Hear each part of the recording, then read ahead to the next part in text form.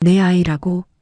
새벽 병원 복도, 아들의 교통사고 소식에 달려온 재벌 회장 강준혁은 그 자리에 얼어붙었습니다.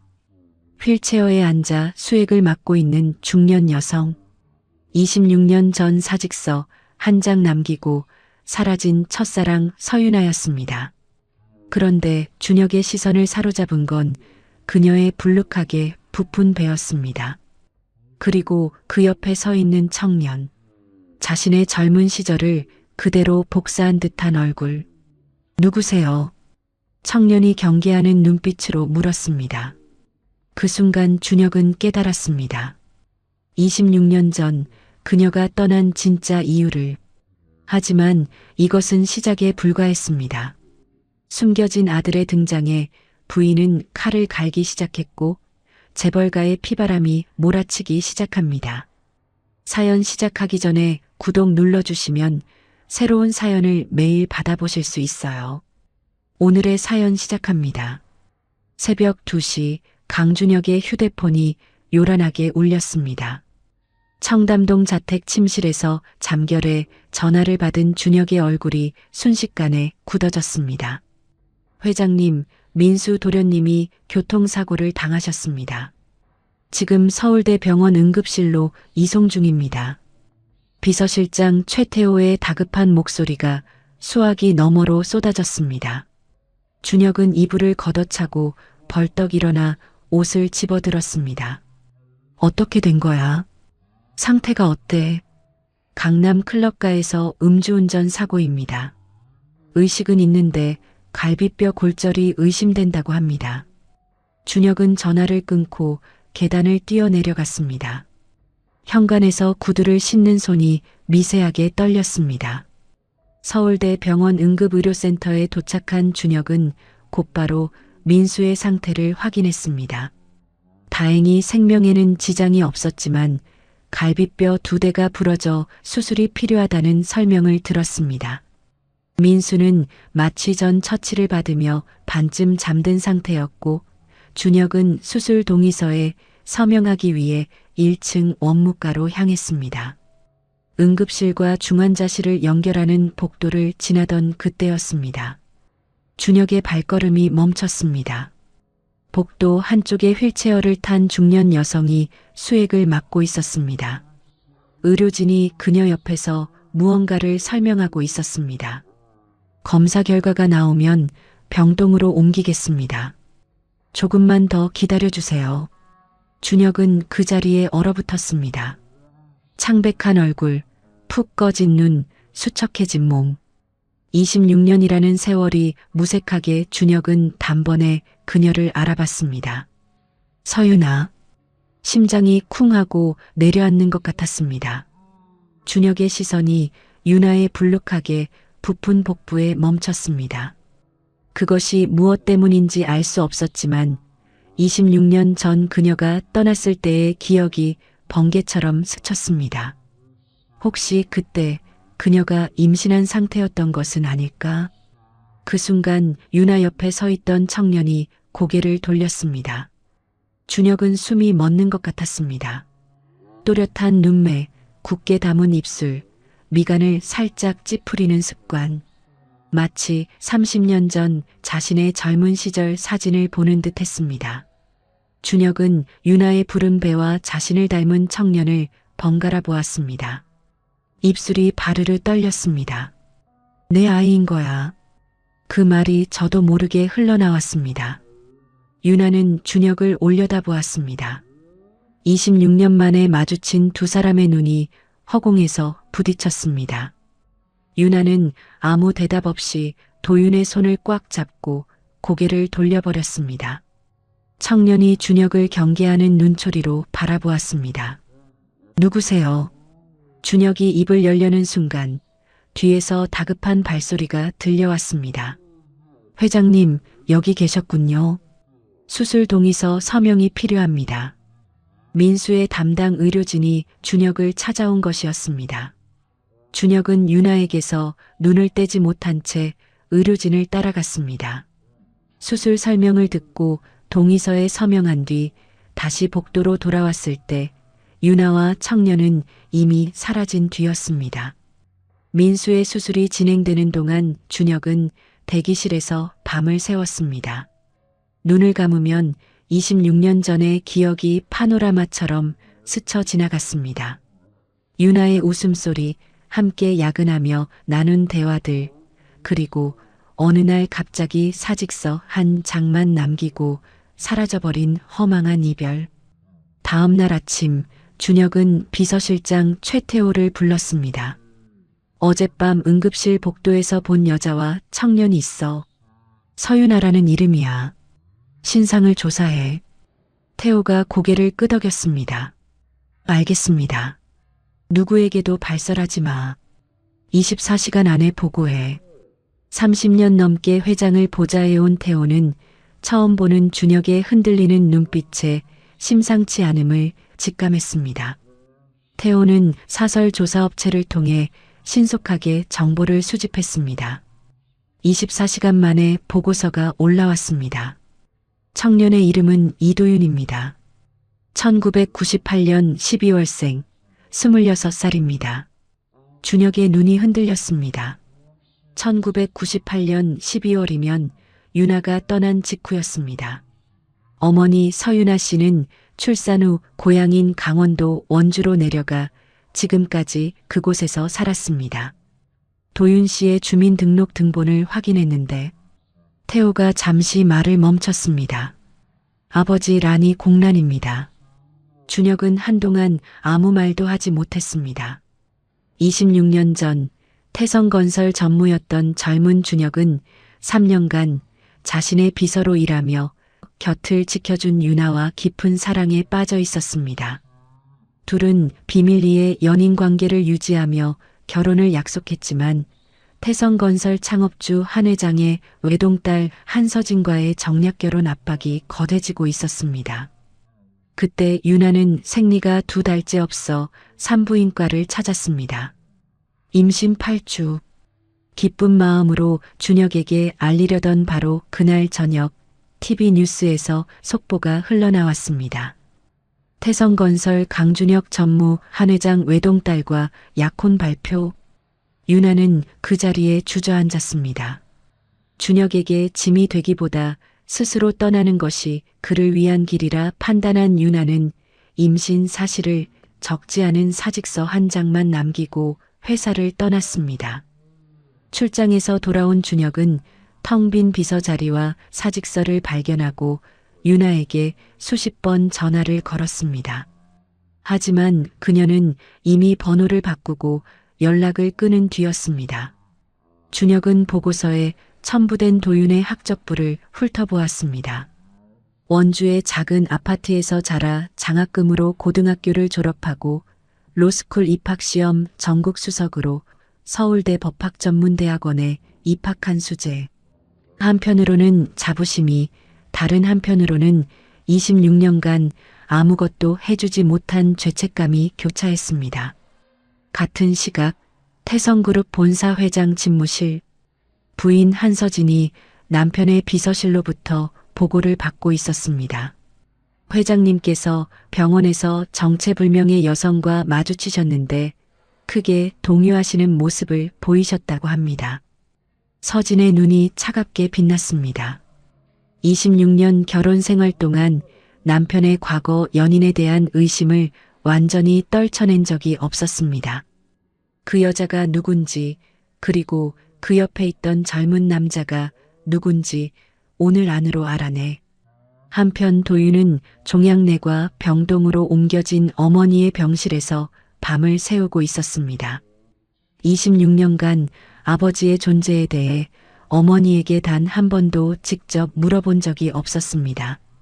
초등학교 때 아버지 직업을 적어오는 숙제가 있을 때마다 어머니가 보여주던 슬픈 눈빛이 그의 입을 다물게 했습니다. 하지만 응급실 복도에서 어머니를 바라보던 그 중년 남자의 충격에 찬 눈빛, 그리고 내 아이인 거야 라는 그 한마디가 도윤의 뇌리에서 떠나지 않았습니다. 며칠 후 준혁은 병원 시스템을 통해 유나가 종양내과 병동에 입원해 있다는 것을 확인했습니다. 도윤이 로스쿨 수업 때문에 학교에 간 틈을 타 병실 문을 두드렸습니다. 침대에 누운 유나가 고개를 돌렸습니다. 26년 만에 재회였습니다. 그 청년이 내 아들이야. 준혁의 목소리가 떨렸습니다. 유나는 오랜 침묵 끝에 천천히 고개를 끄덕였습니다. 그때 임신 사실을 알고 떠난 거야. 당신한테 짐이 되고 싶지 않았어. 준혁이 침대 옆 의자에 털썩 주저앉았습니다.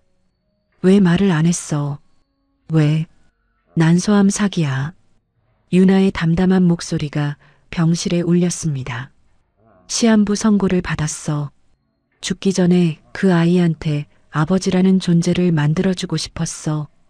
준혁은 아무 말도 하지 못했습니다.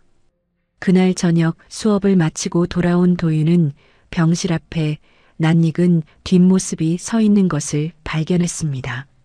문을 열자 침대 옆 의자에 앉아있던 준혁과 눈이 마주쳤습니다. 누구세요? 왜 여기 계세요? 도윤이 따지듯 물었습니다. 유나가 떨리는 목소리로 입을 열었습니다. 도윤아, 이분이 내 아버지야. 도윤의 얼굴이 굳어졌습니다. 병실에 무거운 침묵이 흘렀습니다. 도윤은 분노에 찬 표정으로 준혁을 노려보다가 아무 말 없이 병실 밖으로 나가버렸습니다. 준혁이 아들의 뒷모습을 바라보다가 유나를 돌아보았습니다. 내가 어떻게 해야겠소? 유나가 희미하게 미소 지었습니다. 시간을 주세요. 그 아이는 마음이 따뜻한 아이예요. 유나의 고백이 있은 다음 날 아침, 준혁은 병원 옥상에서 홀로 담배를 피우고 있었습니다. 밤새 잠들지 못한 얼굴로 창백한 서울 하늘을 올려다보았습니다. 그때 휴대폰이 울렸습니다. 회장님, 급한 일입니다. 비서실장 태호의 목소리가 다급했습니다. 사모님께서 이른 아침에 이사 세 분과 조찬 회동을 가지셨습니다. 그리고 태호가 잠시 말을 멈췄습니다. 제게 커뮤니티에 찌라시가 돌고 있습니다. 태성그룹 강준혁 회장에게 숨겨진 혼외자가 있다는 내용입니다. 준혁의 손에 들린 담배가 바르르 떨렸습니다. 아직 도윤의 이름이나 구체적인 증거는 없지만 업계에 소문이 빠르게 퍼지고 있다고 했습니다. 준혁은 이것이 부인 서진 측에서 자신을 압박하기 위해 먼저 흘린 정보임을 직감했습니다. 지금 본사로 간다. 준혁은 담배를 비벼 끄고 병원을 나섰습니다. 태성그룹 본사 35층 이사회실. 준혁과 서진이 긴 테이블 양쪽 끝에 마주 앉았습니다. 서진은 태연하게 커피잔을 들어 올렸습니다. 회장님, 어젯밤부터 회사 주가가 3%나 빠졌어요. 커피를 한 모금 마신 서진이 잔을 내려놓으며 말했습니다. 어디서 이상한 소문이 도는 것 같던데 무슨 해명이라도 해주셔야 할 것 같은데요. 준혁은 서진이 이미 모든 것을 알고 있음을 직감했습니다. 하지만 동석한 이사들의 눈치를 살피며 일단 침묵을 지켰습니다. 회의가 끝난 후 준혁은 26년간 자신의 법률 자문을 맡아온 고문 변호사 정석호를 집무실로 불렀습니다. 친자 인지 절차에 대해 알아보고 싶소. 정석호가 안경을 고쳤으며 대답했습니다. 친자 인지는 아버지의 신고로 시작되지만 법원의 확인 심판을 거쳐야 합니다. 유전자 검사, 신문 등 절차가 있어서 보통 서너 달은 걸립니다. 준혁이 고개를 끄덕였습니다. 상속권 문제가 얽히면 기존 상속인 측의 반발과 별도 소송이 예상됩니다. 험난한 싸움이 될 겁니다. 준혁은 창밖을 바라보며 깊은 한숨을 내쉬었습니다. 며칠 후 준혁은 도윤을 정식으로 만나기 위해 서울대 법학전문대학원을 찾아갔습니다. 캠퍼스를 걸으며 도윤을 찾던 중 그가 지도교수인 김현우 교수의 연구실에서 인턴으로 일하고 있다는 정보를 얻었습니다. 준혁은 연구실 건물 앞 벤치에 앉아 수업이 끝나기를 기다렸습니다. 창문 너머로 도윤이 보였습니다. 친구들과 교재를 펼쳐놓고 토론하는 모습, 교수에게 질문하는 진지한 표정. 준혁은 26년간 보지 못한 아들의 평범한 일상을 멀리서 지켜보았습니다. 수업을 마치고 연구실에서 나온 도윤이 건물 앞에 서 있는 준혁을 발견했습니다. 도윤의 얼굴에 노골적인 불쾌감이 떠올랐습니다. 뭐하러 여기까지 오셨어요? 도윤이 차갑게 말했습니다. 저는 당신한테 아무것도 바라는 거 없으니까 제 앞에 나타나지 마세요. 준혁이 차분하게 대답했습니다. 단 한 번만이라도 내 얘기를 들어줘. 그게 내 어머니의 바람이기도 해. 도윤의 눈이 잠시 흔들렸습니다. 하지만 그는 곧 등을 돌려 도서관 쪽으로 걸어가 버렸습니다. 같은 시각 서진은 아들 민수가 입원해 있는 VIP 병실을 찾아갔습니다. 음주운전 교통사고로 갈비뼈 2대가 부러져 깁스를 하고 누워있는 민수에게 서진이 다가앉았습니다. 민수야, 엄마가 할 말이 있어. 민수가 고개를 돌렸습니다. 내 아버지한테 숨겨진 아들이 있어. 민수의 눈이 커졌습니다. 그 자식이 법적으로 인정받으면 내 상속분은 반으로 줄어. 민수가 침대에서 몸을 일으키려다 갈비뼈 통증에 얼굴을 찡그렸습니다. 그게 무슨 소리예요? 아버지한테 다른 아들이 있다고요. 서진이 조사한 자료를 꺼내 민수에게 보여주었습니다. 도윤의 사진, 학력, 현재 재학 중인 학교. 민수는 자신보다 2살 어린 이복 동생이 로스쿨 입학시험 전국 수석으로 서울대에 입학한 수재라는 사실에 얼굴이 굳어졌습니다. 나보다 2살 어린데 로스쿨 수석이라고요. 민수의 목소리에 열등감이 묻어났습니다. 자신의 나태했던 대학 시절이 떠올랐습니다. 엄마, 저 어떻게 하면 돼요? 서진이 민수의 손을 잡았습니다. 네가 직접 그 녀석을 만나봐. 어떤 인간인지 눈으로 확인하고 와. 민수가 고개를 끄덕였습니다. 도윤은 로스쿨 동기이자 유일한 절친한 친구인 박지훈과 학교 근처 카페에서 만났습니다. 지훈에게 자신의 출생 비밀을 털어놓았습니다. 뭐? 태성그룹 회장이 내 아버지라고. 지훈이 놀란 표정으로 커피잔을 내려놓았습니다. 그래서 너 어떡할 건데? 그 재벌 아버지한테 인정받을 거야 말 거야. 도윤이 고개를 저었습니다. 몰라. 근데 엄마가 얼마 못 산대. 지훈의 얼굴이 어두워졌습니다. 암이 사기래. 그 인간한테 뭘 바라는 건 아닌데 엄마가 원하시는 게 뭔지 모르겠어. 도윤이 처음으로 타인 앞에서 솔직한 감정을 드러냈습니다. 서진은 청담동 자택으로 사설조사업체 성진리서치의 대표 황만수를 불렀습니다. 유나라는 여자의 과거와 현재 재정 상태, 그리고 그 아들의 약점을 철저히 파헤쳐 황만수가 고개를 숙였습니다. 일주일이면 됩니다. 일주일 후 황만수가 보고서를 들고 왔습니다. 서윤아 씨가 2015년에 사채업자한테 3천만 원을 빌렸습니다. 아들 대학 등록금과 로스쿨 학비 때문이었습니다. 서진이 보고서를 넘기며 물었습니다. 그래서 고금리로 5천만 원까지 불어나서 법적 분쟁에 휘말렸다가 2018년에야 겨우 갚았습니다. 서진의 입가에 미소가 번졌습니다. 돈을 노리고 재벌에게 접근한 사기꾼 모자로 만들 수 있겠네. 서진은 민수에게 전화를 걸었습니다.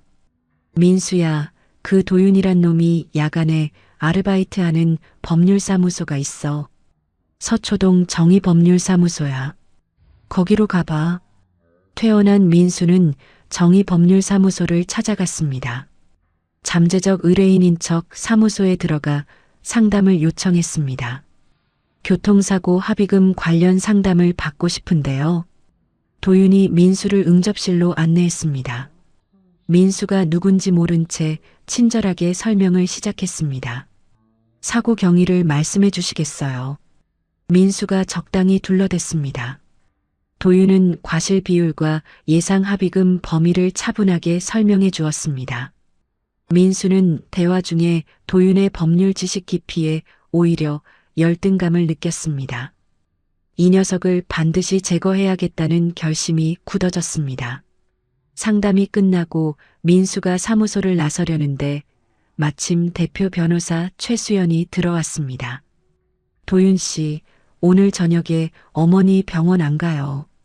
민수는 그 대화를 엿들으며 도윤의 어머니가 병원에 입원해 있다는 정보까지 얻어냈습니다. 준혁은 며칠째 도윤이 학교에 있는 낮 시간을 틈타 병원을 찾아 유나와 대화를 나누었습니다. 처음에는 병실 한쪽 의자에 어색하게 앉아만 있었습니다. 하지만 점차 유나에게 지난 26년간의 삶을 이야기하기 시작했습니다.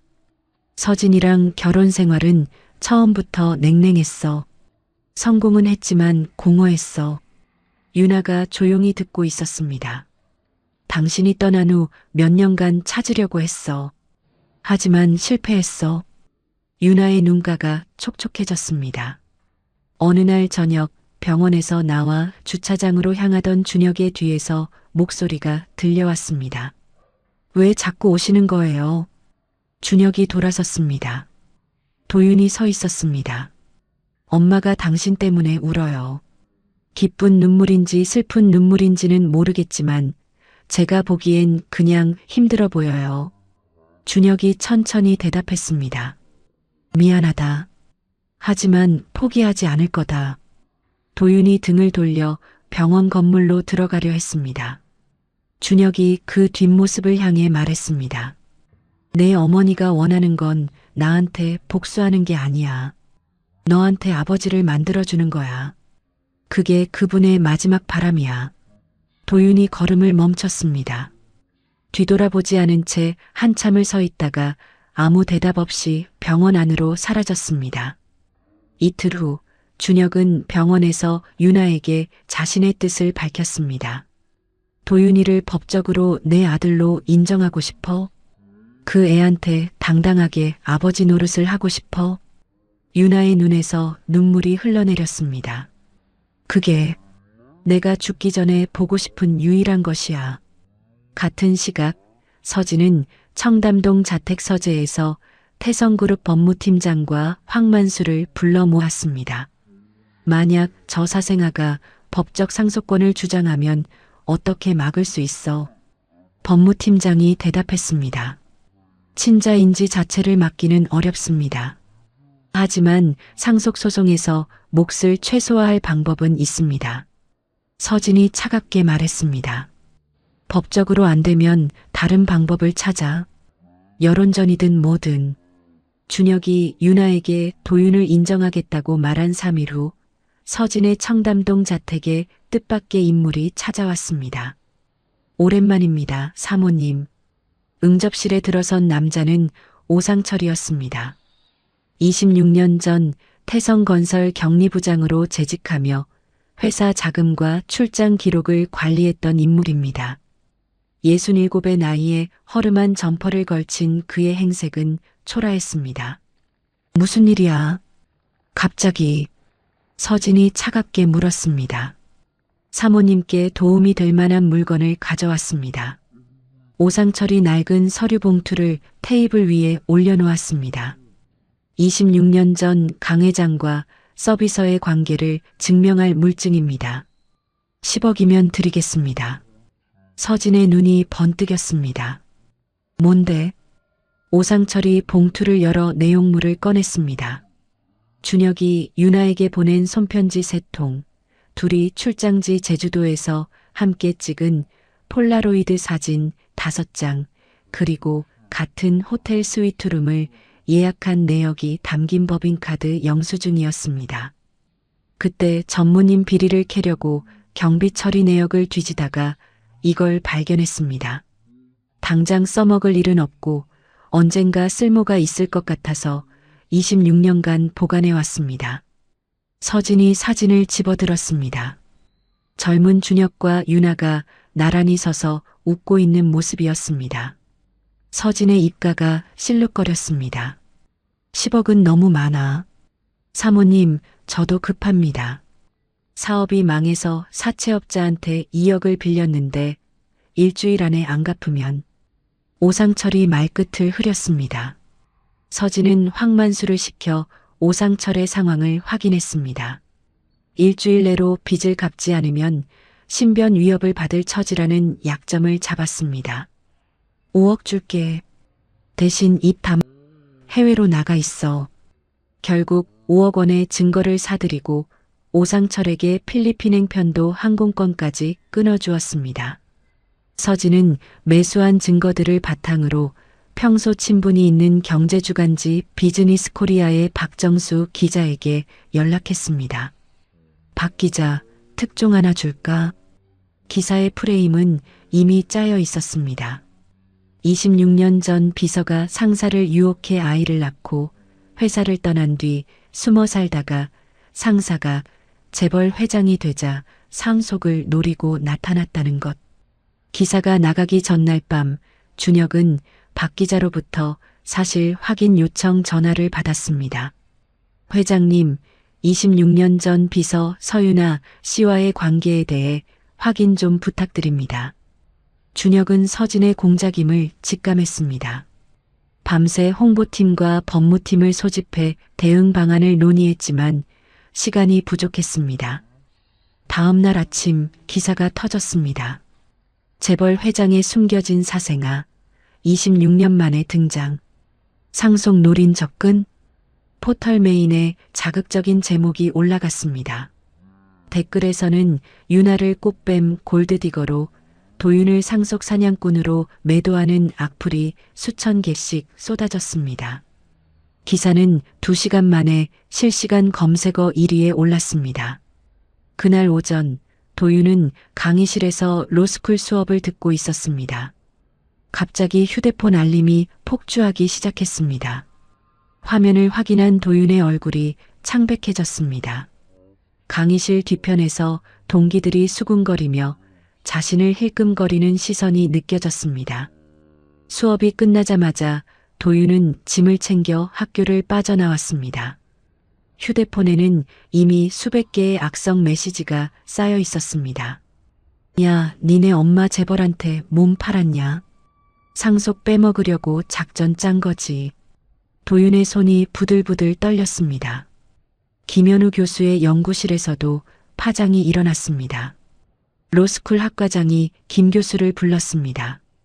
저 학생이 연구실에 계속 있으면 학과 이미지에 문제가 될 수 있습니다. 언론에 우리 학교 이름이 자꾸 오르내립니다. 김 교수가 난감한 표정을 지었습니다. 도윤이는 제가 가르친 학생 중 가장 뛰어난 인재입니다. 이런 식으로 내보내는 건 교수님 뜻은 알겠습니다. 하지만 학교 측 입장도 고려해 주셔야죠. 결국 김 교수는 도윤에게 연락할 수밖에 없었습니다. 도윤 씨, 미안하네. 당분간 연구실 출입을 자제해 줄 수 있겠나? 전화기 너머로 도윤의 침묵이 흘렀습니다. 알겠습니다, 교수님. 담담한 목소리였지만 김 교수는 그 안에 담긴 상처를 느낄 수 있었습니다. 도윤은 악성 기사를 본 후 처음으로 자발적으로 준혁을 찾아갔습니다. 태성그룹 본사 로비까지 밀고 들어가 경비원들과 실랑이를 벌였습니다. 회장님을 만나야 합니다. 사전 약속 없이는 안 됩니다. 저 강도윤입니다. 회장님 아들이요. 경비원들이 당황한 표정을 지었습니다. 잠시 후 비서실에서 연락이 왔고 도윤은 회장 집무실로 안내되었습니다. 준혁이 자리에서 일어났습니다. 도윤아. 도윤이 준혁 앞에 서서 소리쳤습니다. 당신 때문에 엄마 인생이 망가졌고 이제 내 인생까지 망가지고 있어요. 준혁이 아무 말도 하지 못했습니다. 당신은 그냥 가만히 있으면서 왜 자꾸 우리 앞에 나타나서 일을 키우는 거예요? 연구실에서도 잘렸어요. 학교에도 못 다니게 생겼어요. 도윤의 목소리가 떨렸습니다. 준혁은 아들의 정당한 분노 앞에 고개를 숙일 수밖에 없었습니다. 그날 저녁 병원에서 유나의 상태가 급격히 악화되었다는 연락이 왔습니다. 도윤은 본사에서 나와 택시를 잡아타고 병원으로 달려갔습니다. 응급처치실 앞에 도착하니 준혁이 먼저 와 서 있었습니다. 담당 종양내과 전문의가 두 사람에게 다가왔습니다. 암이 간으로 전이되었습니다. 복수가 급격히 차올랐고요. 현재 상태로는 3개월 이상 생존이 어렵습니다. 도윤의 얼굴에서 핏기가 가셨습니다. 복도 벽에 등을 기대고 천천히 주저앉으며 소리 없이 눈물을 흘렸습니다. 준혁이 잠시 망설이다가 처음으로 아들의 어깨를 조심스럽게 감싸 안았습니다. 도윤은 준혁의 손을 뿌리치지 않았습니다. 한동안 그 자리에 그대로 있었습니다. 두 사람 사이에 처음으로 말없는 교감이 싹 텄습니다. 한편 서진은 언론 보도의 반응을 모니터링하며 만족스러워하고 있었습니다. 다음 단계로 태성그룹 이사회에서 준혁의 회장직을 견제할 안건을 상정하기 위한 이사 포섭 작업에 착수했습니다. 특히 아버지 한 회장이 최근 알츠하이머 초기 진단을 받아 요양원에서 지내며 경영에서 완전히 물러난 상황을 이용하려 했습니다. 아버지 명의의 지분 15%에 대한 의결권 위임장을 확보하려는 계략이었습니다. 서진은 분당의 요양원에 있는 아버지를 찾아갔습니다. 아버지, 여기 서명 좀 해주세요. 회사 주주총회에 필요한 서류예요. 한 회장이 서류를 받아들고 한참을 들여다보았습니다. 알츠하이머 초기 증상에도 불구하고 오랜 사업가의 본능이 남아 있었습니다. 서진아, 나쁜 짓 하는 거 아니지. 아버지는 그렇게 안 가르쳤는데. 서진의 얼굴이 굳어졌습니다. 아버지, 무슨 말씀이세요? 그냥 형식적인 서류예요. 한 회장이 고개를 저으며 서류를 밀어냈습니다. 안 돼. 서명 못해. 서진은 이를 악물고 요양원을 빠져나왔습니다. 그날 밤 도윤은 어머니의 병상 옆에서 밤을 새웠습니다. 처음으로 자신의 출생과 아버지에 대해 솔직한 대화를 나누었습니다. 엄마, 왜 그때 말 안 하고 떠났어? 말했으면 그 사람이 어떻게든 책임을 졌을 수도 있잖아. 유나가 가느다란 목소리로 대답했습니다. 내 아버지를 원망하지 마라. 그때 그 사람은 선택지가 없었어. 내가 임신 사실을 말하지 않고 떠난 것도 내 결정. 도윤이 어머니의 손을 꼭 잡았습니다. 널 아버지 없이 키운 건 그 사람 탓이 아니라 내 탓이야. 엄마, 그 사람 인생을 망치고 싶지 않았어. 그리고 사랑했으니까 행복하길 바랐어. 도윤은 그제야 어머니가 26년간 혼자 감당해온 무게를 조금이나마 이해하기 시작했습니다. 준혁은 서진의 이사회 공작 정보를 비서실장 태호로부터 입수했습니다. 자신의 측근인 사내이사 3명, 사회이사 2명과 함께 강남의 한 프라이빗 룸에서 비밀 회동을 가졌습니다. 현재 이사회 12명 중 회장님 지지 5명, 사모님과 홍전무 측 4명, 중립 3명입니다. 태호가 지분 현황을 설명했습니다. 중립 이사들의 향방이 관건입니다. 고문 변호사 정석호가 법적 전략을 조언했습니다. 회장님이 도윤 씨를 친자 인지하시면 적법한 상속인이 늘어나는 겁니다. 사모님 측이 퍼뜨리는 불법적 재산 탈취 프레임을 오히려 깰 수 있습니다. 준혁이 고개를 끄덕였습니다. 친자 인지와 별개로 명예훼손 소송을 진행하면 공격과 방어를 동시에 할 수 있습니다. 준혁은 도윤과의 관계가 아직 회복되지 않은 상태에서 법적 절차를 강행하는 것이 위험할 수 있다는 것을 알았습니다. 하지만 유나의 시한부 선고와 서진 측의 거센 공격 앞에서 시간이 없었습니다. 정면 돌파를 결심했습니다. 준혁은 김현우 교수를 통해 도윤과의 면담을 주선받았습니다. 서울 북촌의 한 조용한 한옥 카페에서 아버지와 아들이 마주 앉았습니다. 내가 너를 법적으로 친자 인지하고 싶다. 준혁이 천천히 말을 꺼냈습니다. 이건 재산이나 상속 때문이 아니야. 네가 내 아들이라는 사실을 세상에 당당히 알리고 싶어서야. 도윤이 찻잔만 바라보고 있었습니다. 내 어머니가 돌아가시기 전에 너를 아버지가 있는 아들로 만들어드리고 싶어. 오랜 침묵이 흘렀습니다. 도윤이 찻잔을 내려놓으며 입을 열었습니다. 솔직히 아직 당신을 아버지로 받아들일 준비가 안 됐어요. 26년 동안 없던 사람이 갑자기 나타나서 아버지 노릇을 하겠다는 게 저한테는 혼란스러워요. 준혁이 고개를 숙였습니다. 하지만 도윤이 말을 이었습니다. 어머니가 그걸 그렇게 원하신다면 생각해 볼게요. 이건 당신을 위해서가 아니라 어머니를 위해서예요.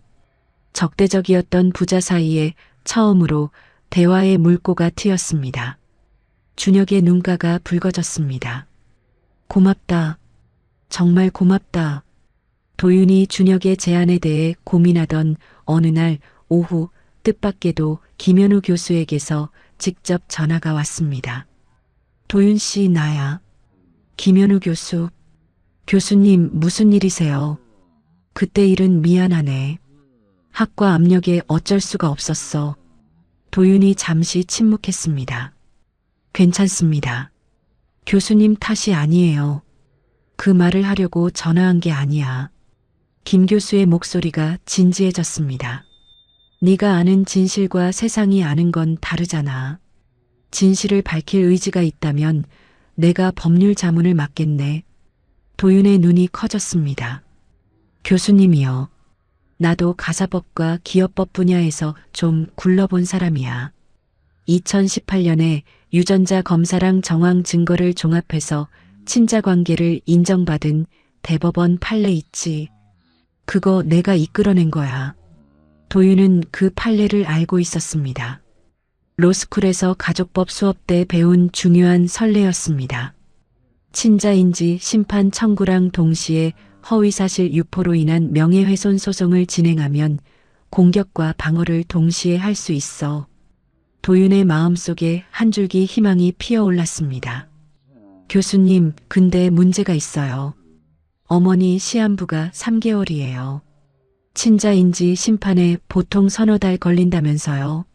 시한부 선고를 받은 부모의 유언적 의사표시가 있고 유전자 검사로 친자 관계가 명확히 확인되면 법원에 신속 심리를 요청할 수 있어. 도윤이 주먹을 꽉 쥐었습니다. 해볼게요. 어머니가 살아계실 때 모든 걸 해결하겠습니다. 한편 준혁은 회사 일정을 최소화하고 매일 저녁 윤아의 병문안을 찾아가기 시작했습니다. 처음에는 병실 한쪽 소파에 어색하게 앉아만 있었습니다. 하지만 점차 윤아에게 지난 26년간의 삶을 이야기하기 시작했습니다. 사업 초기에 힘들었어. 장인어른 회사 물려받았다고 뒤에서 수군거리는 사람들 많았고 윤아가 조용히 듣고 있었습니다. 서진이랑은 처음부터 남남 같았어. 같은 집에 살아도 마음이 통한 적이 없었어. 준혁이 창밖을 바라보며 말했습니다. 성공하고 나서도 매년 당신 생일이면 당신 생각이 났어. 어디서 뭘 하고 있나? 잘 살고 있나? 윤아의 눈가가 촉촉해졌습니다. 윤아 역시 아들을 키우며 겪었던 고생과 보람에 대해 담담하게 들려주었습니다. 도윤이가 초등학교 때 반에서 1등을 해왔어. 그날 처음으로 소고기를 사줬어. 준혁이 미소를 지었습니다. 장학금 받아서 고등학교 진학하던 날 그 애가 나한테 그러더라. 엄마, 이제 고생 끝이야.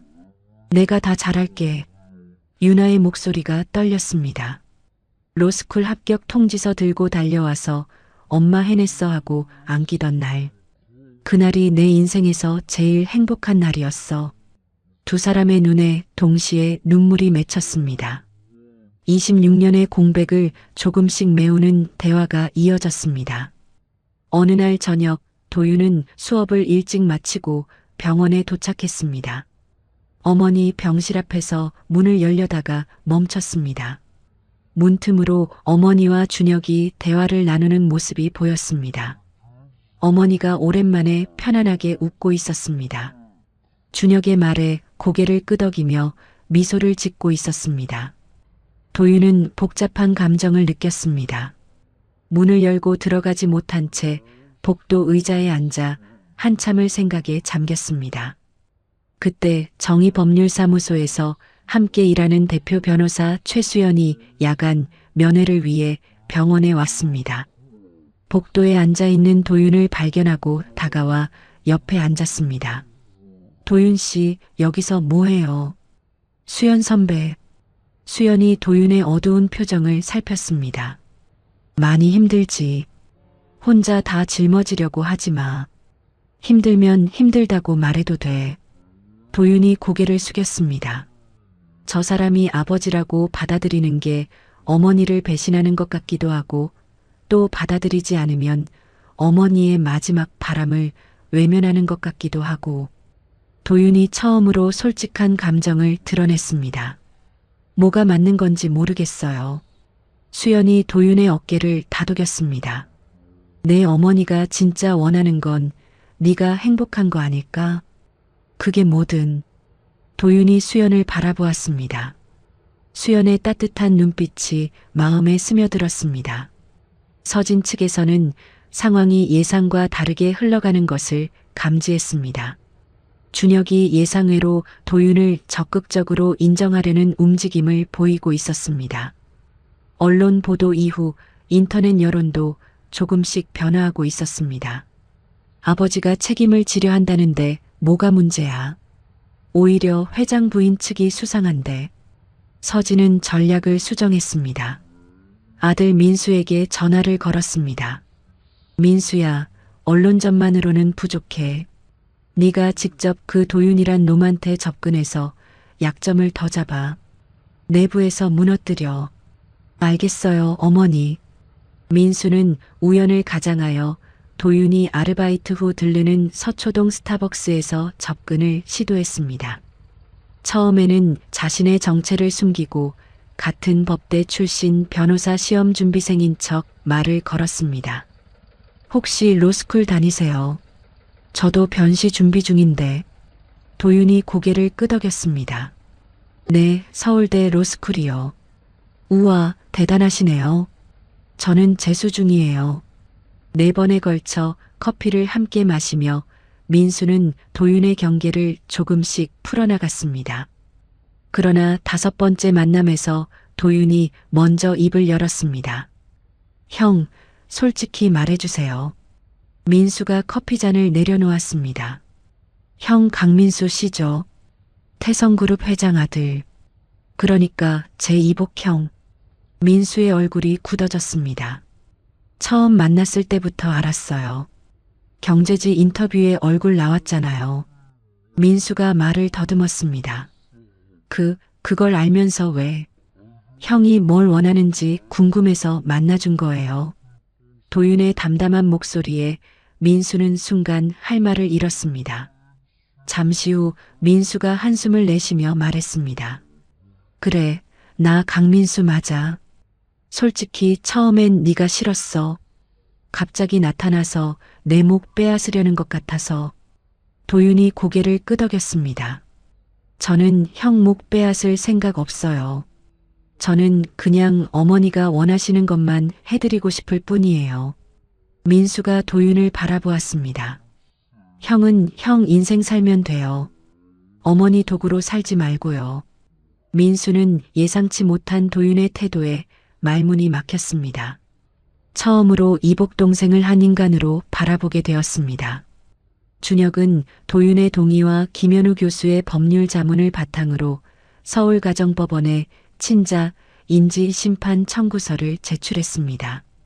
청구서에는 준혁의 진술서, 당시 윤아의 재직 증명서, 도윤의 출생신고서가 첨부되었습니다. 혈연 관계 추정의 정황 증거로 두 사람의 외모 유사성을 담은 사진 자료도 함께 제출되었습니다. 유나의 시한부 상황을 설명하며 신속 심리를 요청하는 의견서도 포함되었습니다. 법원은 청구서 접수 2주 후 유전자 검사를 명령했습니다.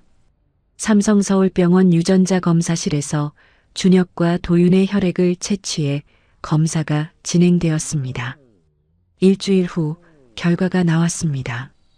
친자관계 확률 99.9997%. 이 결과는 곧바로 법원에 제출되었고 언론에도 알려졌습니다. 재벌 회장과 숨겨진 아들, 유전자 검사로 친자관계 확인. 여론의 일부가 긍정적인 시각으로 돌아서기 시작했습니다. 한 남자가 과거의 잘못을 인정하고 책임지려 한다. 처음 기사랑 뉘앙스가 다른데 회장이 먼저 나서서 인정한 거면 상속 사냥꾼은 아닌 것 같은데. 서진은 여론 흐름이 바뀌는 것에 초조함을 감추지 못했습니다. 유나의 병세는 계속 악화되어 하루의 대부분을 수면으로 보냈습니다. 하지만 도윤이 법적 아버지를 갖게 될 것이라는 소식에 그녀의 깨어있는 시간에는 평화로운 미소가 번졌습니다. 고마워요.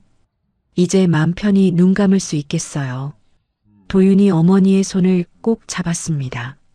아직 아니에요. 법원 확정 판결 나올 때까지 버텨야 해요. 준혁도 옆에서 고개를 끄덕였습니다. 우리가 특별한 자리를 준비할게요. 조금만 더 힘내요. 준혁과 도윤은 법원의 친자인지 최종 확정이 나오기 전 유나를 위한 특별한 자리를 마련하기로 했습니다. 준혁이 병원장에게 협조를 구하고 도윤이 직접 꽃과 음식을 준비했습니다. 병원 옥상 정원에서 조촐한 가족 식사 자리가 마련되었습니다. 휠체어에 탄 유나와 함께 세 사람이 처음으로 한 테이블에 앉았습니다. 저녁 햇살이 옥상에 부드럽게 내려앉았습니다. 도윤이 수저를 들기 전 준혁을 바라보았습니다. 아버지, 먼저 드세요. 처음으로 그 호칭을 입에 올린 순간이었습니다. 준혁의 눈에 눈물이 고였습니다. 유나도 눈시울을 붉히며 미소를 지었습니다. 식사를 마치고 유나를 병실로 모셔다 드린 후 준혁과 도윤은 함께 병원을 나섰습니다. 법원 확정이 나오면 네가 원한다면 회사 일에 관여하지 않아도 된다. 다만 내 아들로서 당당하게 살아가길 바란다. 준혁이 말했습니다. 도윤이 걸음을 멈추고 준혁을 바라보았습니다. 아직 서진 여사 측과의 일이 끝나지 않았잖아요. 저는 법을 공부한 사람이에요. 제가 도울 수 있는 일이 있다면 하고 싶어요. 처음으로 부자가 같은 방향을 바라보게 되었습니다. 서울 야경이 두 사람의 뒤로 펼쳐졌습니다. 나란히 걸어가는 아버지와 아들의 뒷모습 위로 도시의 불빛이 반짝였습니다.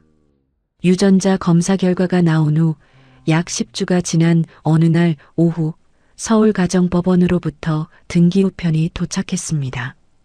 도윤은 로스쿨 도서관에서 공부를 하다가 비서실장 태호의 연락을 받고 법원으로 달려갔습니다. 떨리는 손으로 결정문을 펼쳤습니다. 친자인지 심판 확정. 새 가족관계 증명서에는 부강준혁이라고 기재되어 있었습니다. 도윤은 법원에서 나와 곧바로 택시를 잡아탔습니다. 서울대 병원이요. 빨리 가주세요. 택시 안에서 도윤은 서류를 가슴에 꼭 안았습니다. 창밖으로 스쳐 지나가는 서울거리가 흐릿하게 보였습니다. 병원에 도착해 종양내과 병동으로 뛰어갔습니다. 유나의 상태는 10주 전보다 훨씬 악화되어 의식이 오락가락하는 상황이었습니다. 다행히 병실에 도착했을 때 유나는 깨어 있었습니다. 엄마. 도윤이 침대 옆에 무릎을 꿇었습니다.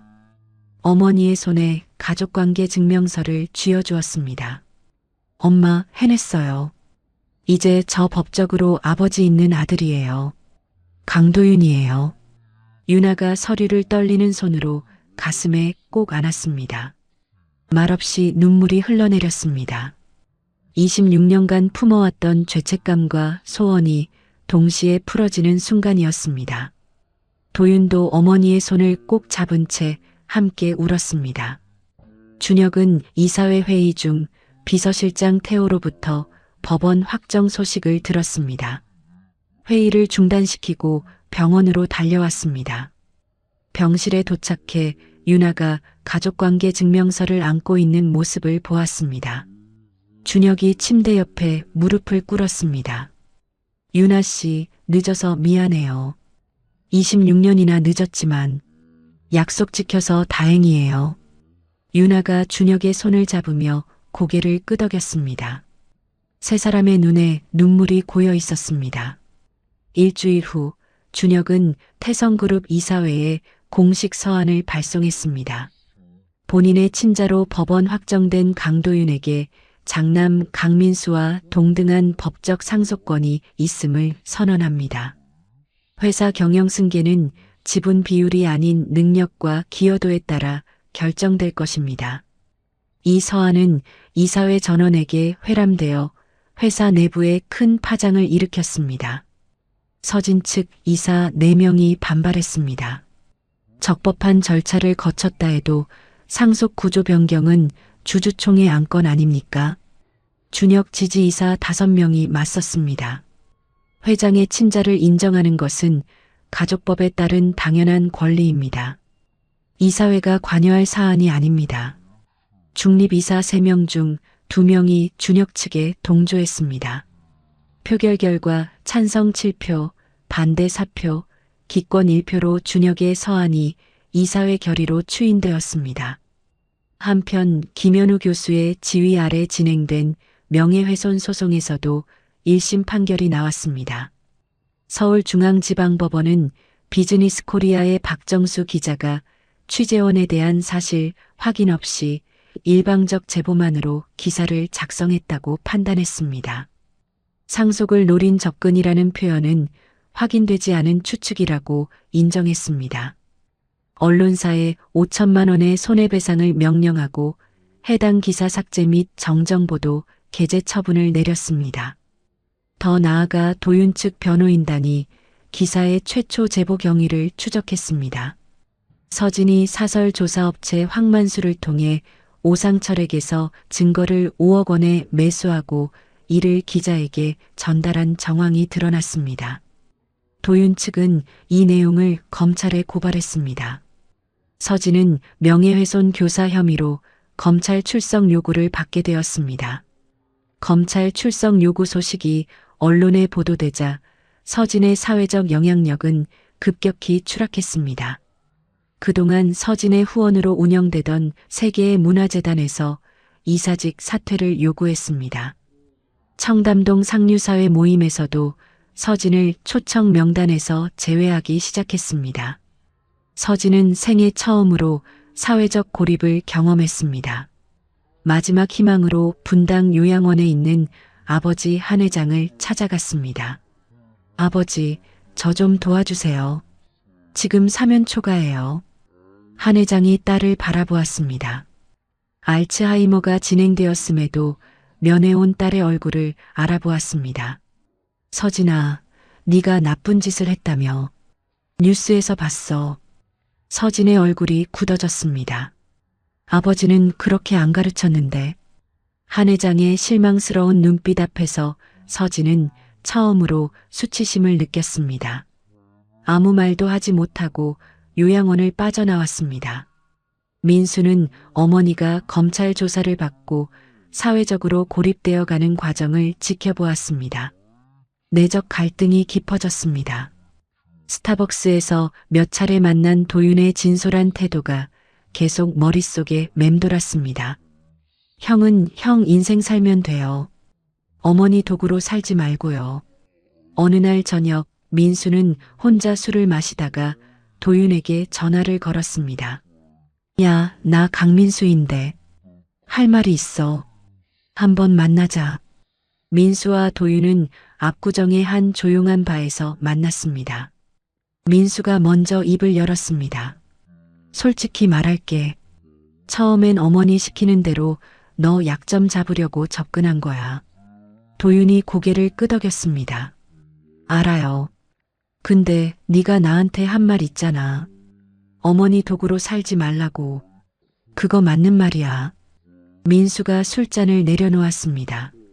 나 28년 동안 내 인생 산 적이 없어. 항상 어머니가 시키는 대로만 했어. 도윤이 조용히 민수를 바라보았습니다. 형이 어떤 선택을 하든 저는 상관없어요. 다만 나중에 후회하지 않을 선택을 하세요. 5월의 어느 새벽 병원에서 유나의 상태가 급격히 악화되었다는 연락이 왔습니다. 도윤과 준혁은 각자의 위치에서 병원으로 달려갔습니다. 의료진이 두 사람에게 다가왔습니다. 다발성 장기부전이 시작됐습니다. 오늘 내일 사이에 임종하실 수 있습니다. 도윤은 어머니의 손을 잡고 병상 옆 의자에 앉아 떠나지 않았습니다. 준혁은 병실 한쪽 소파에서 조용히 기다렸습니다. 해가 지고 병실에 어둠이 내려앉았습니다. 하루 종일 의식이 없던 유나가 잠깐 눈을 떴습니다. 도윤과 준혁을 번갈아 바라보았습니다. 가느다란 목소리가 흘러나왔습니다. 이제 가족이네. 고마워. 그것이 그녀의 마지막 유언이었습니다.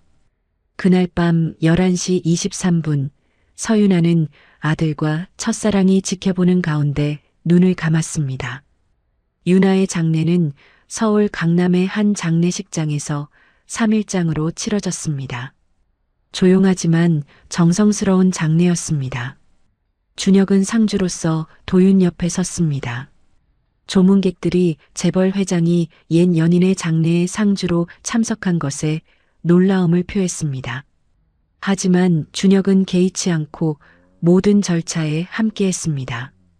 회사 임원들, 유나의 원주 시절 지인들, 도윤의 로스쿨 동기들이 조문을 왔습니다. 장례식 마지막 날 오전 예상치 못하게 민수가 검은 정장을 입고 장례식장에 나타났습니다. 도윤에게 다가가 어색하게 말했습니다. 어머님, 아니 조의를 표하러 왔어. 민수가 빈소에 들어가 영정 앞에 절을 올렸습니다. 10분 정도 머물다가 아무 말 없이 돌아갔습니다. 도윤은 그 뒷모습을 복잡한 표정으로 바라보았습니다. 발인 후 준혁은 유나의 생전 바람대로 그녀를 경기도 양평에 있는 강씨 가족묘역에 안장하기로 결정했습니다. 준혁의 사촌형 등 일부 친척들이 반대했습니다. 아직 혼인 관계도 아닌 여자를 종가묘역에 묻을 수 없습니다. 준혁이 단호하게 말했습니다. 도윤의 어머니는 법적으로 내 아들의 어머니야. 곧 내 가족이야. 더 이상의 논의는 없어. 그 한마디로 반대를 잠재웠습니다. 유나는 강씨 묘역 양지 바른 곳에 묻혔습니다.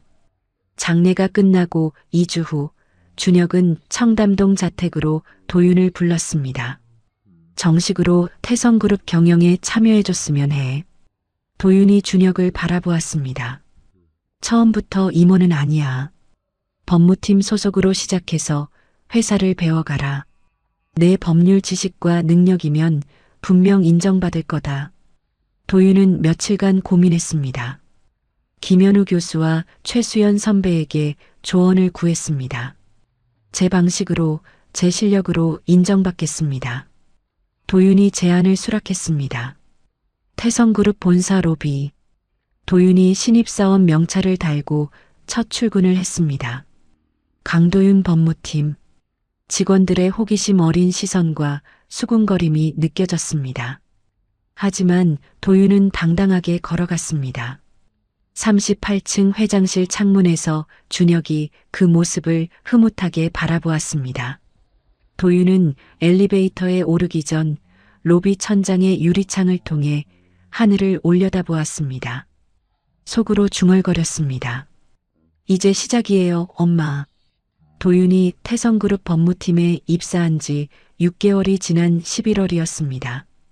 회사 내에서 그에 대한 평가는 극명하게 갈리고 있었습니다.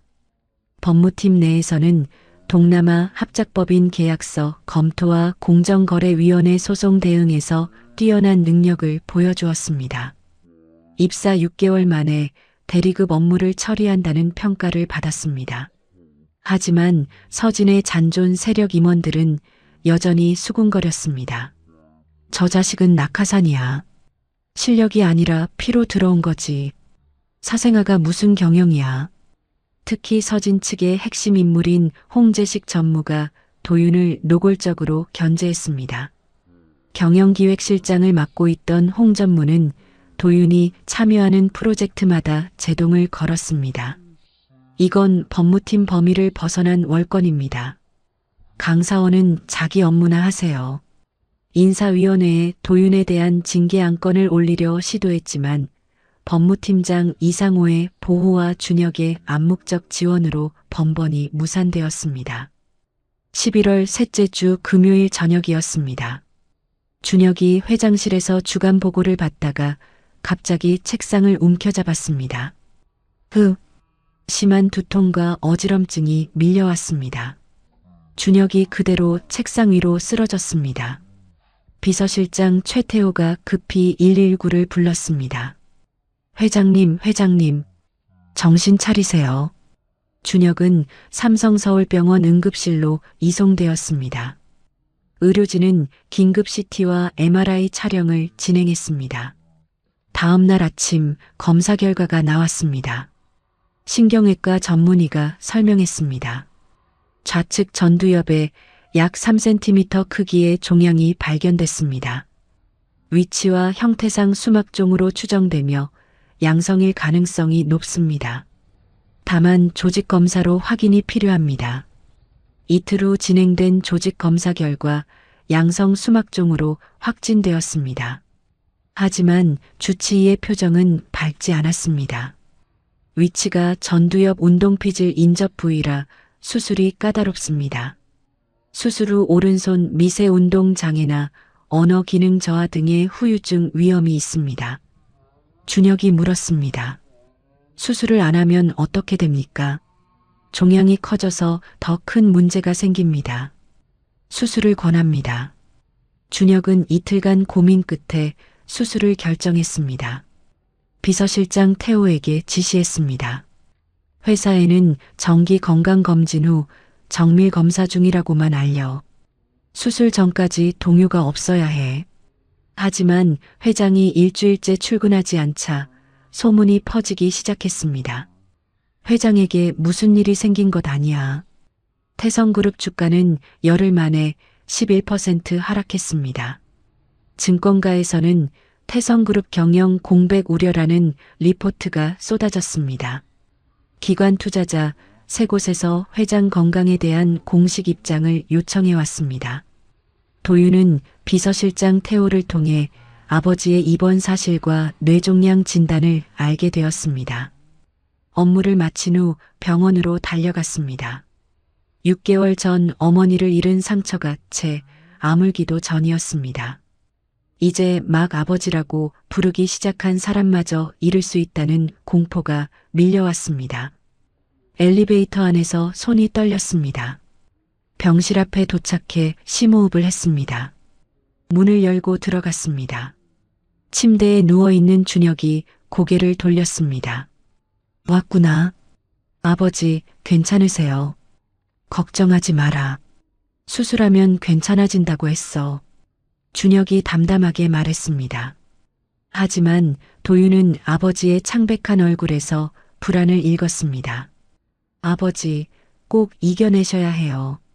아직 아버지한테 배울 게 많아요. 두 사람은 잠시 말없이 서로를 바라보았습니다. 도윤이 병실을 나서려는데 복도에서 누군가와 마주쳤습니다. 민수였습니다. 나도 연락받고 왔어. 아버지 상태가 어때? 양성이래요. 수술하면 된다고는 하는데 위치가 안 좋대요. 두 형제는 아무 말 없이 나란히 병실 앞 복도 의자에 앉았습니다. 홍재식 전무를 필두로 한 서진 잔존 세력 4명이 이 기회를 놓치지 않았습니다. 비공식적으로 국민연금을 포함한 주요 기관 투자자, 담당자들을 접촉했습니다. 회장의 건강 상태가 심각합니다. 경영 공백이 길어지면 주주 가치가 훼손됩니다. 불안감을 조성하며 동시에 이사 5명의 서명을 모아 임시 이사회 소집을 요구했습니다. 민수에게도 홍 전무가 직접 찾아왔습니다. 공자님, 지금이 기회입니다. 민수가 홍 전무를 바라보았습니다. 이번에 공자님께서 회장 대행을 맡겠다고 선언하시면 저희가 전폭적으로 밀어드리겠습니다. 사모님의 뜻을 잇는 것이기도 하고요. 민수는 오랜 침묵 끝에 대답했습니다. 생각해 보겠습니다.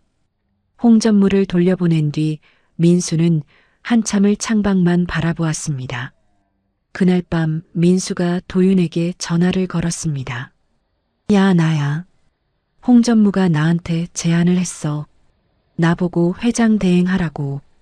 도윤이 물었습니다. 형은 어떻게 하고 싶은데요? 솔직히 옛날의 나라면 당연히 덥석 물었을 거야. 근데 지금은 모르겠어.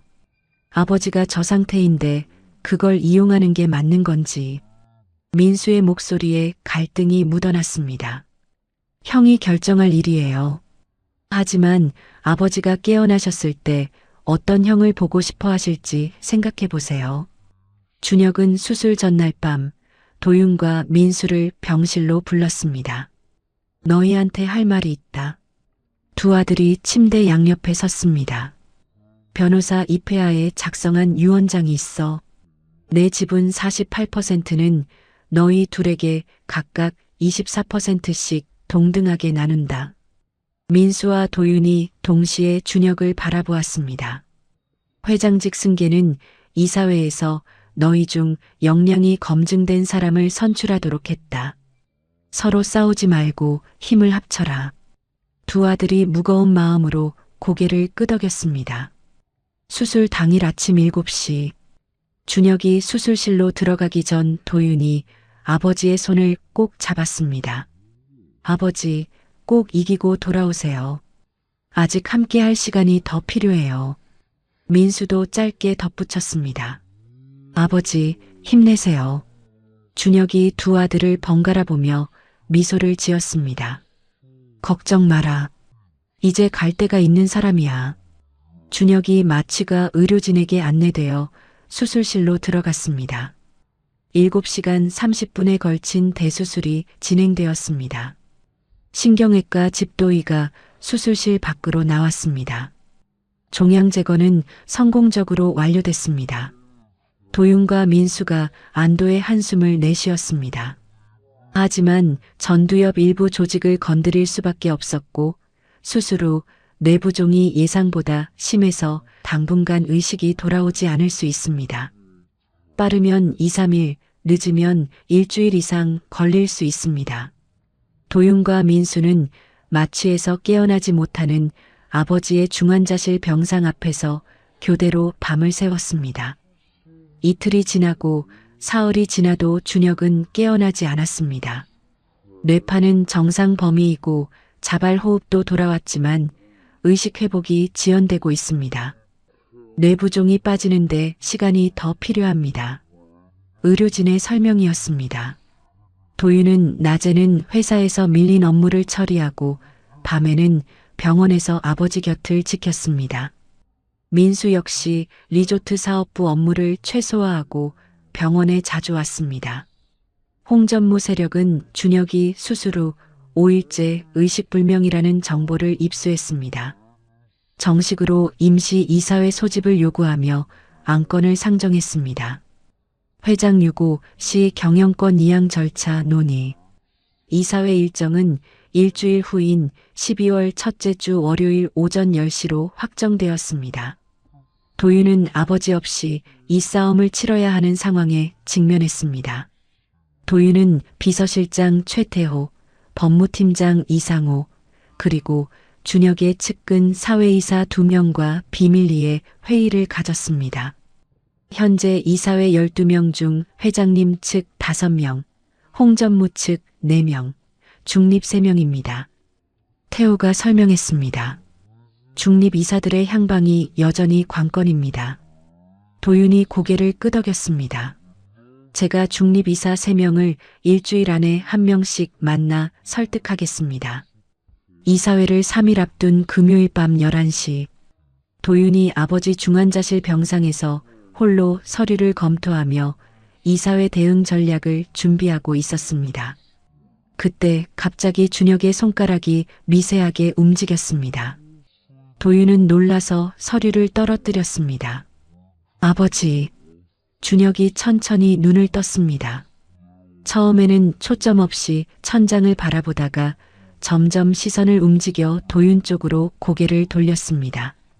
도윤이 떨리는 손으로 호출 버튼을 눌렀습니다. 아버지, 저예요. 도윤이에요. 제 말 들려요. 준혁이 희미하게 입술을 움직였습니다. 도윤. 도윤의 눈에서 안도의 눈물이 쏟아졌습니다. 준혁이 의식을 회복했다는 소식은 토요일 새벽 비서실장 태호를 통해 이사들과 주요 임원들에게 전달되었습니다. 홍전무 세력은 월요일 이사회에서 회장 유고, 시 경영권 이양을 논의하려던 계획에 차질이 생겼습니다. 주말 동안 긴급 회의를 열어 전략을 수정했습니다. 안건을 바꿉시다. 회장 완전 회복 시까지 임시 경영위원회를 구성하는 걸로요. 홍전무가 자신이 경영위원장을 맡겠다는 보관을 세웠습니다. 이사회 전날인 일요일, 도윤은 중립이사 중 마지막 한 명인 김영철 사회이사를 만났습니다. 전 금융감독원 부원장 출신인 김 이사는 신중한 표정으로 말했습니다. 솔직히 강도윤 팀원이 입사한 지 6개월밖에 안 됐잖아요. 경영 경험이 전무한 상황에서 회사를 맡기기엔 불안합니다. 도윤이 고개를 숙였습니다. 저도 압니다. 제가 부족하다는 거. 김 이사가 도윤을 바라보았습니다. 하지만 저 혼자가 아닙니다. 민수 형과 함께입니다. 그리고 회장님은 곧 복귀하십니다. 한 달만 버티면 됩니다. 김 이사가 팔짱을 끼고 생각에 잠겼습니다. 민수 대표가 정말 협력한다면 생각해 보겠습니다. 이사회 당일 월요일 오전 10시, 태성그룹 본사 35층 이사회실에 12명의 이사가 모였습니다. 도윤은 법무팀 소속 직원 자격으로 배석했습니다. 발언권은 있으나 의결권은 없는 자리였습니다. 민수는 리조트 사업부 대표 자격으로 참석했습니다. 홍전무가 개회를 선언하고 곧바로 발언했습니다. 회장님이 의식을 회복하셨다고는 하나 아직 중환자실에 계십니다. 정상적인 경영 판단이 가능한 상태가 아닙니다. 이사들이 고개를 끄덕이거나 서로를 바라보았습니다. 회사의 안정을 위해 임시 경영위원회 구성이 필요합니다. 안건 상정을 요청합니다. 홍전무의 발언이 끝나자 도윤이 손을 들었습니다. 발언권을 요청합니다. 의장이 고개를 끄덕였습니다. 도윤이 자리에서 일어났습니다. 준비한 서류 파일을 열어 정관 조항을 읽었습니다. 정관 제27조에 따르면 회장 유고, 시 경영위원회를 구성할 수 있습니다.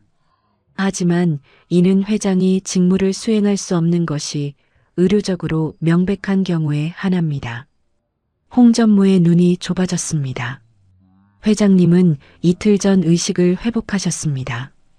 오늘 아침 주치 소견서에 따르면 인지기능 정상, 2주 내 일반 병실 이동, 4주 내 퇴원 예정입니다. 도윤이 소견서 사본을 이사들에게 돌렸습니다. 따라서 정관상 유고 요건이 충족되지 않습니다.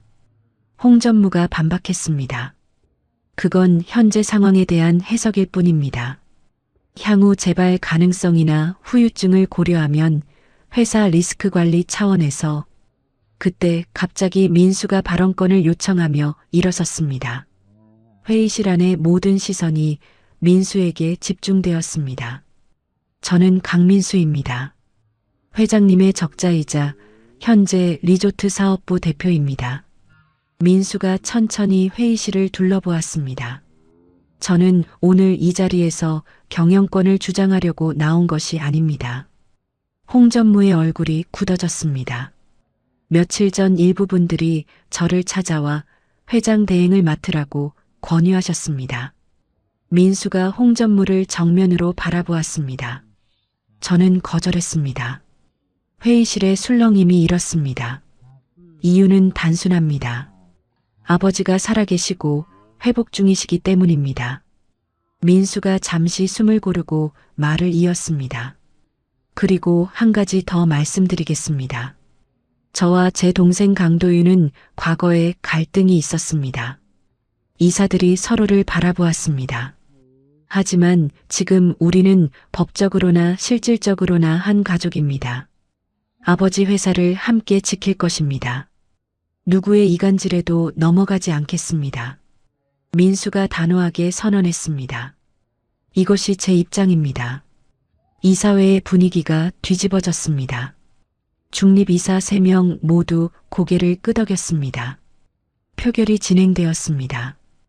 홍전무의 임시경영위원회 구성안은 찬성 4표, 반대 8표로 부결되었습니다. 대신 도윤이 제안한 수정안이 상정되었습니다. 회장 회복 시까지 현 경영진 체제를 유지하되 법무팀 강도윤과 리조트 사업부 대표 강민수가 공동으로 회장 비서실과 협의하여 긴급 현안을 처리한다. 찬성 9표, 반대 3표로 의결되었습니다. 홍전무는 사실상 경영 일선에서 밀려났습니다. 이사회가 끝난 후 도윤과 민수는 회의실을 나와 복도에서 마주 섰습니다. 민수가 먼저 쑥스럽게 웃었습니다.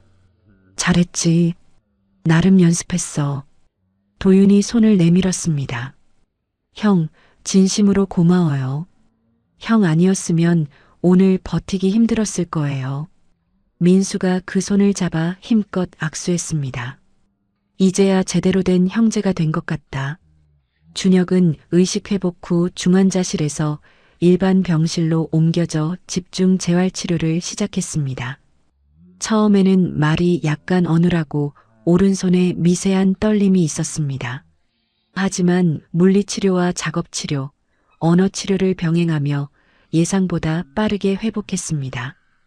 담당 재활의학과 전문의가 말했습니다. 환자분 의지가 강해서 회복 속도가 빠릅니다. 퇴원 후에도 꾸준히 재활하시면 일상생활에 지장 없을 겁니다. 수술 후 5주가 지난 12월 말 준혁이 퇴원할 수 있게 되었습니다. 도윤과 민수가 함께 병원으로 마중을 나왔습니다. 준혁은 휠체어 없이 지팡이의 의지에 직접 걸어 나왔습니다. 두 아들 사이에 서서 말했습니다. 너희 덕분에 여기까지 왔다. 이제부터는 내가 아버지로서 제대로 살겠다. 세 사람이 함께 병원 정문을 나섰습니다. 대기하던 취재진이 카메라 플래시를 터뜨렸습니다. 다음날 경제면 톱뉴스가 떴습니다. 태성그룹 강 회장 퇴원, 두 아들과 함께 병원 나서 2024년 1월 첫 이사회에서 준혁은 공식적으로 업무에 복귀했습니다. 첫 번째 안건으로 인사안을 상정했습니다. 도윤을 법무팀장으로, 민수를 리조트 사업부문 총괄대표로 승진 발령합니다. 각자의 강점을 살린 인사였습니다. 도윤의 법률 전문성과 전략적 사고, 민수의 서비스업 감각과 대인관계 능력, 이사들은 만장일치로 동의했습니다. 준혁이 발령장을 직접 두 아들에게 전달했습니다. 내 두 아들이 경쟁이 아닌 협력으로 회사를 이끌어가길 바란다. 서로 다른 분야에서 각자의 역할을 하되 중요한 결정은 함께 상의해라. 도윤과 민수가 나란히 서서 발령장을 받아들었습니다. 열심히 하겠습니다. 한편 서진은 검찰 조사 결과 명예훼손 교사 혐의가 인정되어 벌금 3천만 원의 약식 명령을 받았습니다. 태성그룹 이사회에서는 그녀의 경영 참여 완전 배제 결의가 이루어졌습니다. 서진은 자신이 보유한 지분 5%의 배당권만 유지한 채 회사의 모든 직함에서 물러나기로 합의했습니다.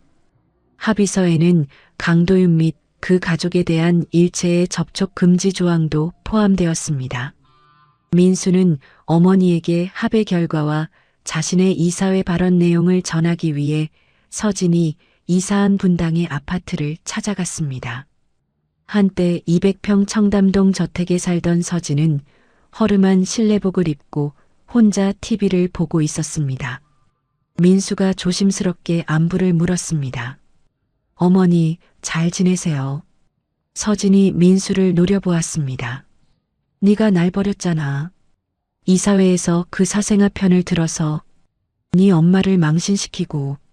민수가 고개를 숙였습니다. 어머니가 잘못한 건 맞아요. 하지만 그래도 어머니는 제 어머니예요. 서진의 눈이 흔들렸습니다. 저는 어머니를 버린 적 없어요.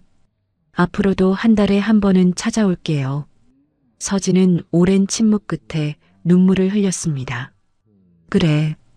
이제 내가 뭘 더 바라겠니? 네가 잘 되면 됐지. 모자는 화해의 첫걸음을 뗐습니다. 도윤은 회사 업무 외에도 어머니를 기리는 장학재단 설립 작업을 시작했습니다. 서윤아 드림 장학회. 편모 또는 편부 가정 출신 대학생들에게 등록금과 생활비를 지원하는 재단이었습니다. 도윤이 준혁에게 초기 출연금 50억 원을 요청했습니다. 좋은 일이다. 윤아 씨도 기뻐하실 거야. 준혁이 흔쾌히 승낙했습니다. 새해 첫날 아침, 도윤은 민수와 함께 양평의 어머니 묘소를 찾았습니다. 묘비 앞에 국화꽃을 놓으며 도윤이 말했습니다. 엄마, 새해 복 많이 받으세요. 아버지랑 민수 형이랑 이제 진짜 가족이 됐어요. 장학재단도 곧 출범해요. 다 엄마 덕분이에요. 민수도 옆에서 덧붙였습니다. 어머님, 앞으로 동생 잘 챙기겠습니다. 편히 쉬세요.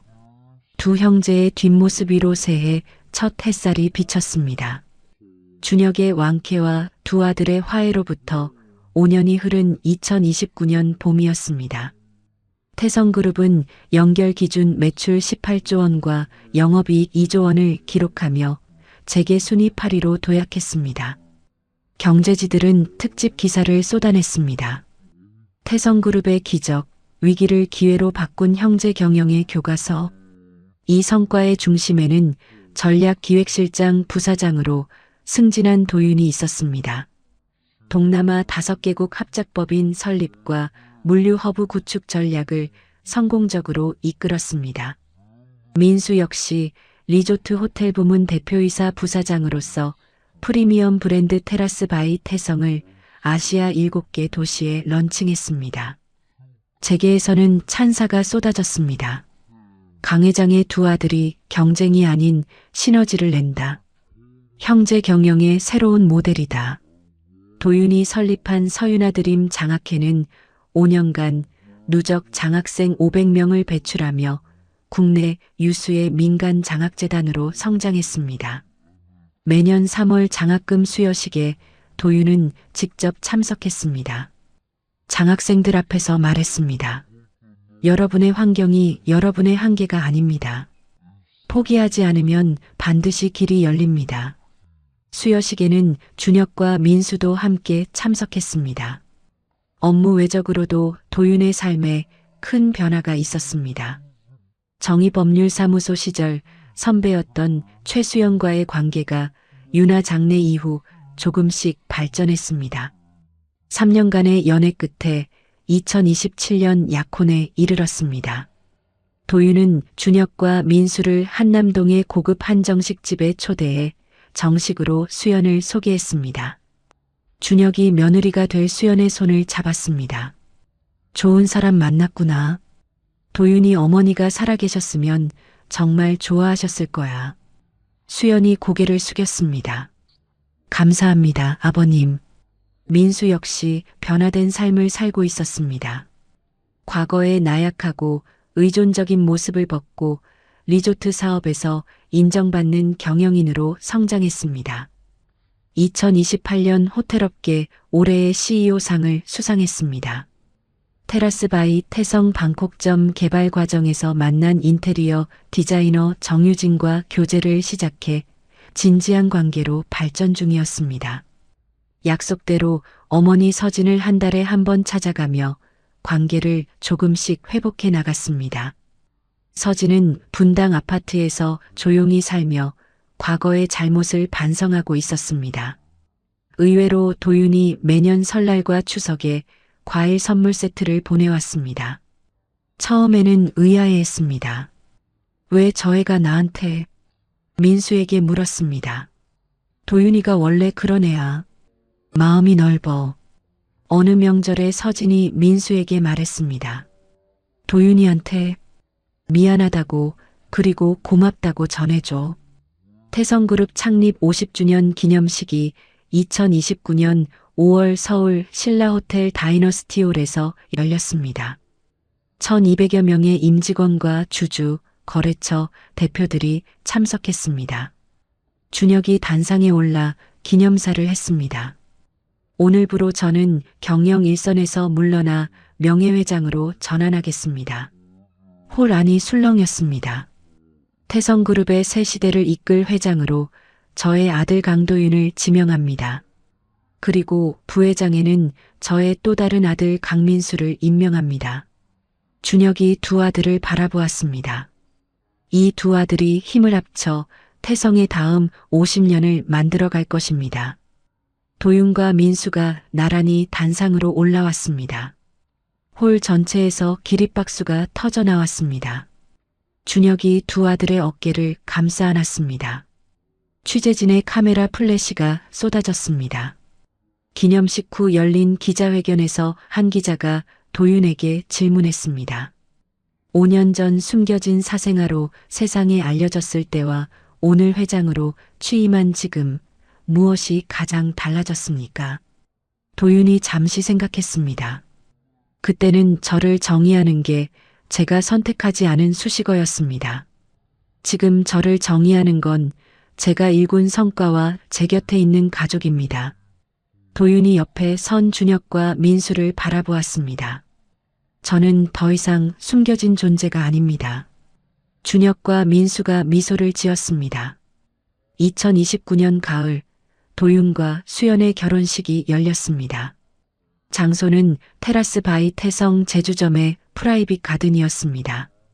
장소 선정과 모든 준비는 민수가 직접 진두지휘했습니다. 300여 명의 하객이 참석했습니다. 양가 친척, 회사 임원, 로스쿨 동기, 장학재단 관계자들. 준혁이 주례를 맡아 단상에 섰습니다. 오늘 이 자리에 함께하지 못하는 사람이 있습니다. 준혁의 목소리가 떨렸습니다. 이 아이의 어머니 서윤아 씨입니다. 그녀가 살아있다면 이 순간이 가장 행복했을 것입니다. 준혁이 하늘을 올려다보았습니다. 윤아 씨, 보이시죠? 우리 아들 이렇게 좋은 사람 만나 결혼합니다. 고맙습니다. 그리고 사랑했습니다. 하객들 모두가 잠시 숙연해지며 고인을 추모했습니다. 피로연에서 민수가 축사를 했습니다. 동생아, 처음 네가 나타났을 때 난 솔직히 네가 싫었어. 하객들이 웃음을 터뜨렸습니다. 내 자리를 빼앗으러 온 줄 알았거든. 어머니 말만 듣고 너한테 나쁜 짓도 했어. 민수가 도윤을 바라보았습니다. 근데 지금은 진심으로 고맙다. 내 덕분에 내가 어떤 사람인지 돌아볼 수 있었고 더 나은 사람이 될 수 있었으니까. 민수가 잔을 들어 올렸습니다. 행복해라. 진짜로. 도윤이 무대로 올라가 민수를 포옹했습니다. 형도 고마워요. 앞으로도 잘 부탁해요. 하객들은 눈물과 박수로 두 형제를 축하했습니다. 결혼식 다음 날 아침, 신혼여행을 떠나기 전 도윤은 수연과 함께 양평의 어머니 묘소를 찾았습니다. 묘비 앞에 무릎을 꿇었습니다. 엄마, 나 어제 결혼했어. 옆에 있는 사람이 수연이야. 엄마도 분명 좋아하셨을 거야. 도윤의 눈가가 붉어졌습니다. 그리고 엄마, 나 이제 진짜 행복해. 아버지도 있고 형도 있어. 다 엄마 덕분이야. 고마워요. 사랑해요. 옆에서 지켜보던 수연이 조용히 도윤의 어깨를 감싸 안았습니다. 시간은 흘러 2032년 여름이 되었습니다. 강준혁의 66세 생일 파티가 양평에 새로 지은 강씨 가족 별장에서 열렸습니다. 도윤과 수연 사이에 태어난 첫 딸 서윤이가 할아버지 무릎에 앉아 까르르 웃고 있었습니다. 외할머니 이름을 따서 서윤이라고 지었습니다. 민수와 2031년에 결혼한 아내 정유진, 그리고 수연의 부모님까지 모두 한자리에 모여 바베큐 파티를 즐기고 있었습니다. 놀랍게도 그 자리에 서진도 초대되어 참석했습니다. 민수가 모시고 온 것이었습니다. 어머니도 가족이니까 오셔야죠. 처음에는 서진이 구석 테이블에 어색하게 앉아 있었습니다. 도윤이 다가가 말했습니다. 어머님, 이쪽으로 오세요. 가족끼리 같이 앉아야죠. 서진이 믿을 수 없다는 표정을 지었습니다. 내가 정말 여기 앉아도 되는 거니? 민수 형 어머니는 제 어머니이기도 하니까요. 서진이 테이블에 앉아 처음으로 손녀뻘되는 서윤이를 바라보았습니다. 복잡한 표정이 스쳐 지나갔습니다. 이쁘다. 서윤이라고. 이름이. 네, 제 어머니 성함에서 따왔어요. 서진이 한참 침묵하다가 말했습니다. 그래, 좋은 이름이야. 평생 욕심과 집착으로 살아온 서진이 처음으로 진심으로 화해를 받아들이는 순간이었습니다. 저녁이 되어 케이크 커팅 시간이 되었습니다. 준혁이 가족들 앞에 섰습니다. 내 인생에서 가장 큰 성공이 뭐냐고 묻는다면 회사를 키운 것도 아니고 재계 순위에 오른 것도 아니야. 준혁이 도윤과 민수를 바라보았습니다. 내 인생 최고의 성공은 늦었지만 진짜 가족을 찾은 거야. 도윤아, 민수야. 너희가 내 자랑이다. 두 아들과 며느리들, 그리고 손녀까지 모두 박수를 쳤습니다.